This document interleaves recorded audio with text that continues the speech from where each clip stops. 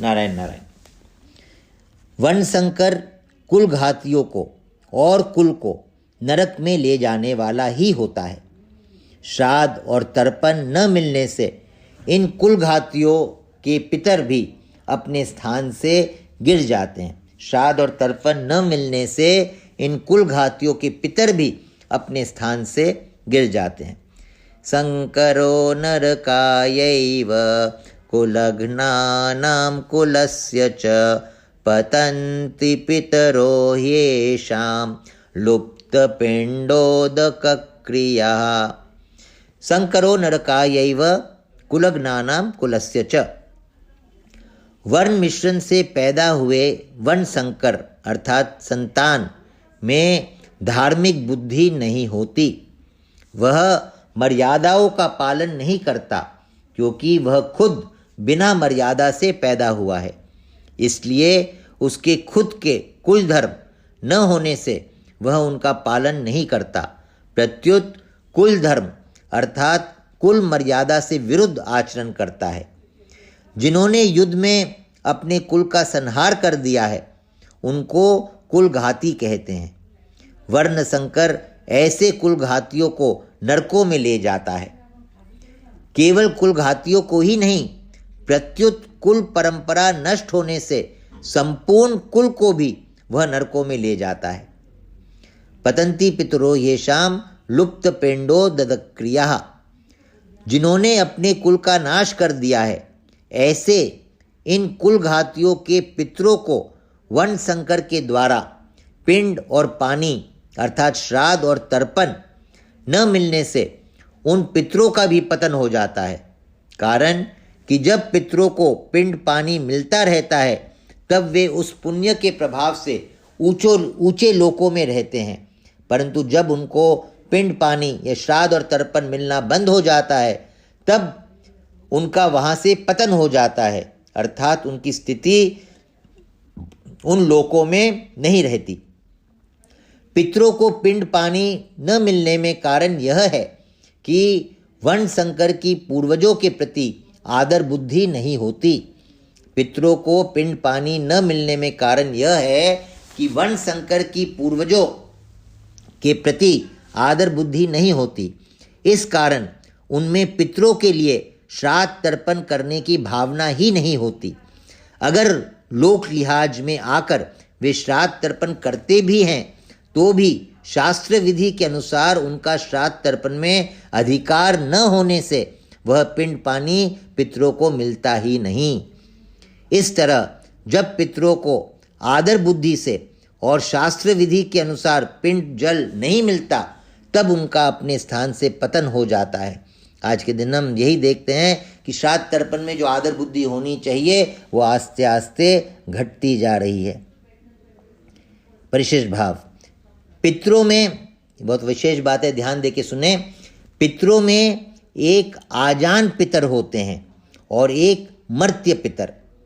पितर लोक में रहने वाले पितर आजान हैं। जो पितर लोक में रहने वाले पितर हैं वे आजान हैं और मनुष्य लोक से मरकर गए पितर मर्त्य हैं। श्राद्ध और तर्पण न मिलने से मर्त्य पितरों का पतन होता है। पतन उन्हीं मर्त्य पितरों का होता है जो कुटुंब से संतान से संबंध रखते हैं और उनसे श्राद्ध और तर्पण की आशा रखते हैं। नारायण नारायण नारायण नारायण। इन वर्ण संकर पैदा करने वाले दोषों से कुल घातियों के सदा से चलते आए कुल धर्म और जाति धर्म दोनों नष्ट हो जाते हैं। इन वर्ण संकर पैदा करने वाले दोषों से कुल घातियों के सदा से चलते आए कुल धर्म और जाति धर्म नष्ट हो जाते हैं।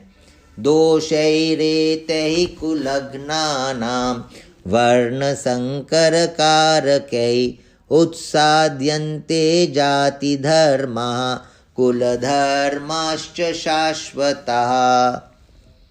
दोषैरेते कुलघ्नानां कुलधर्माश्च शाश्वतः। युद्ध में कुल का क्षय होने से कुल के साथ चलते आए कुल धर्मों का भी नाश हो जाता है। कुल धर्मों के नाश से कुल में अधर्म की वृद्धि हो जाती है। अधर्म की वृद्धि से स्त्रियां दूषित हो जाती हैं। स्त्रियों के दूषित होने से वर्ण संकर पैदा हो जाते हैं। इस तरह इन वर्ण संकर पैदा करने वाले दोषों से कुल का नाश करने वालों के जाति धर्म अर्थात वर्ण धर्म नष्ट हो जाते हैं। कुल धर्म और जाति धर्म क्या है? एक ही जाति में एक कुल की जो अपनी अपनी अलग अलग परंपराएं हैं, अलग अलग मर्यादाएं हैं, अलग अलग आचरण हैं, वे सभी उस कुल के कुल धर्म कहलाते हैं। एक ही जाति के संपूर्ण कुलों के समुदाय को लेकर जो धर्म कहे जाते हैं वे सभी जाति धर्म अर्थात वर्ण धर्म कहलाते हैं, जो कि सामान्य धर्म है और शास्त्र विधि से नियत है।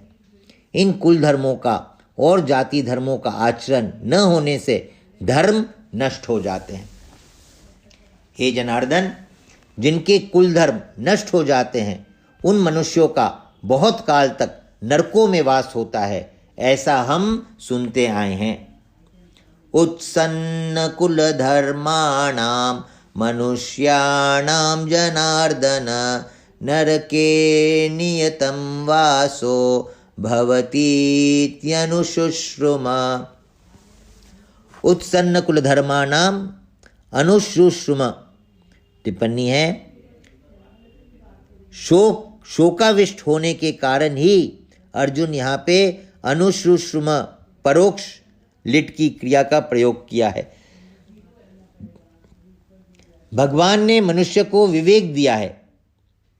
भगवान ने मनुष्य को विवेक दिया है, नया कर्म करने का अधिकार दिया है।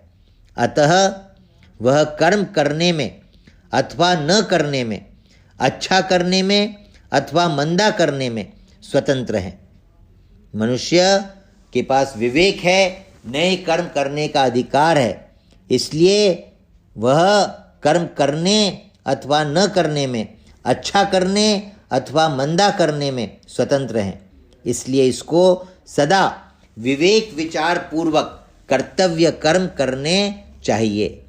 परंतु मनुष्य सुख भोग आदि के लोभ में आकर अपने विवेक का निरादर कर देते हैं और राग द्वेष के वशीभूत हो जाते हैं, जिससे उनके आचरण शास्त्र और कुल मर्यादा के विरुद्ध होने लगते हैं। राग द्वेष के वशीभूत होने के कारण उनके आचरण शास्त्र और कुल मर्यादा के विरुद्ध होने लगते हैं। परिणाम स्वरूप इस श्लोक में उनकी निंदा, अपमान, तिरस्कार होता है और परलोक में दुर्गति या नरकों की प्राप्ति होती है। अपने पापों के कारण उनको बहुत समय तक नरकों का कष्ट भोगना पड़ता है। ऐसा हम परंपरा से बड़े बूढ़े गुरुजनों से सुनते आए हैं। मनुष्य नाम पद में कुलघाती और उनके कुल के सभी मनुष्यों का समावेश किया गया है, अर्थात कुलघातियों के पहले जो हो चुके हैं उन पितरों का, अपना और आगे होने वाले वंश का समावेश किया गया है। तो मनुष्य नाम में जो पहले पितर हो चुके हैं, अभी जो वर्तमान में मनुष्य हैं और आगे होने वाले जो वंशज हैं, उन सब का समावेश किया गया है। नारायण नारायण नारायण नारायण।